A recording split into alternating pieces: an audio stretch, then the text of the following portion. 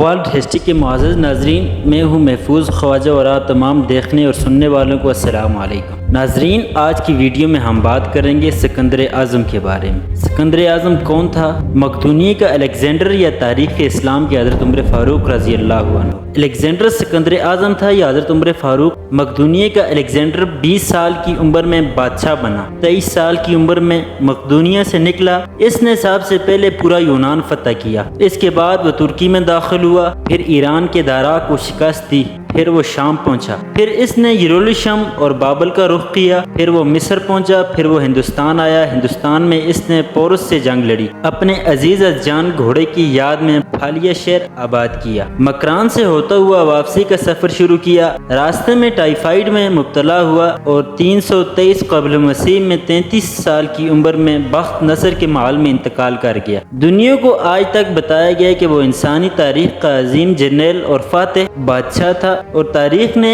اس کے کارناموں کی وجہ سے اسے الیگزینڈر دی گریٹ کا نام دیا، اور ہم نے اسے سکندر اعظم یعنی بادشاہوں کا بادشاہ تصور کیا۔ آپ بھی سوچیے کہ الیگزینڈر بادشاہ کا بیٹا تھا، اسے دنیا کے بہترین لوگوں نے گھڑ سواری سکھائی، اسے ارسطو جیسے استادوں کی صحبت ملی تھی، اور جب وہ 20 سال کا ہوا تو اسے تخت و تاج پیش کیا گیا، جبکہ اس کے مقابلے میں حضرت عمر فاروق رضی اللہ عنہ کی 7 پشتوں میں کوئی بادشاہ نہیں گزرا۔ آپ بھیڑ بکریاں اور اونٹ چراتے چراتے بڑے ہوئے۔ آپ نے تلوار بازی اور تیر اندازی بھی کسی اکیڈمی سے نہیں سیکھی تھی۔ سکندر اعظم نے آرگنائزڈ آرمی کے ساتھ 10 برسوں میں 17 لاکھ مربع میل کا علاقہ فتح کیا تھا، جبکہ حضرت عمر فاروق رضی اللہ عنہ نے 10 برسوں میں آرگنائزڈ آرمی کے بغیر 22 لاکھ مربع میل کا علاقہ فتح کیا، اور اس میں ایران اور روم کی 2 سپر پاورز شامل تھی۔ آج کے سیٹلائٹس، میزائل اور آبدوزوں کے دور میں بھی دنیا کے کسی حکمران نے اتنی بڑی سلطنت نہیں بنائی جو حضرت عمر فاروق رضی اللہ عنہ نے۔ نہ صرف گھوڑوں کی پیٹھ پر فتح کرائی بلکہ اس کا انتظام و انصرام بھی چلایا۔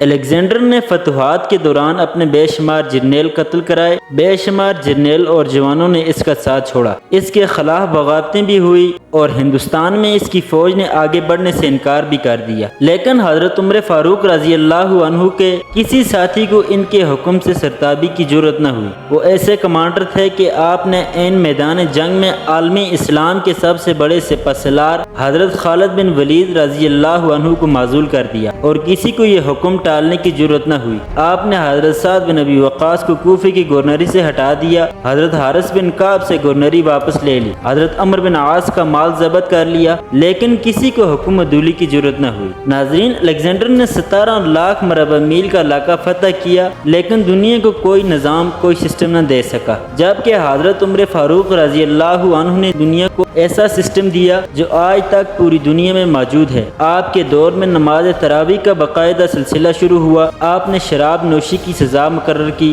سن ہجری کا اجرا کیا، جیل کا تصور دیا، موزنوں کی تنخواہیں مقرر کی، مسجدوں میں روشنی کا بندوبست کرایا، پولیس کا محکمہ بنایا، ایک مکمل عدالتی نظام کی بنیاد رکھی، آپ پاشی کا نظام قائم کروایا، فوجی چھانویاں بنوائی اور فوج کا باقاعدہ محکمہ قائم کیا، اور دنیا کے واحد حکمران تھے جو فرمایا کرتے تھے، میرے دور میں اگر فرات کے کنارے کوئی کتا بھی بھوکا مار گیا، اس کی سزا عمر فاروق بھگتے گا۔ ناظرین، الیگزینڈر کو حضرت عمر فاروق رضی اللہ عنہ کے سامنے رکھ کر دیکھیں، انہیں الیگزینڈر حضرت عمر فاروق حضور صلی اللہ علیہ وسلم کے پہاڑ کے سامنے کنکر دکھائی دے گا، کیونکہ الیگزینڈر کی بنائی سلطنت اس کی وفات کے 5 سال بعد ختم ہو گئی، جبکہ حضرت عمر فاروق رضی اللہ عنہ نے اپنے دور میں جس خطے میں اسلام کا جھنڈا بھجوایا، وہاں آج بھی اسلام کا راج ہے۔ لاہور کے مسلمانوں نے ایک بار انگریز سرکار کو دھمکی دی تھی، اگر ہم گھروں سے نکل پڑے تو تمہیں چنگیز خان یاد آ جائے گا۔ اس پر جوہر لال نہرو نے مسکرا کر کہا تھا، افسوس آج چنگیز خان کی دھمکی دینے والے مسلمان یہ بھول گئے کہ ان کی تاریخ میں عمر فاروق رضی اللہ عنہ بھی تھے۔ ہم آج بھی یہ بھولے ہوئے ہیں کہ ہم میں ایک حضرت عمر فاروق رضی اللہ عنہ بھی تھے، جن کے بارے میں رسول اکرم صلی اللہ علیہ وسلم نے فرمایا تھا، میرے بعد اگر کوئی نبی ہوتا تو وہ عمر بن خطاب ہوتے۔ ناظرین، اگر ویڈیو پسند آئی ہو تو ہمارے پیج کو فالو کریں،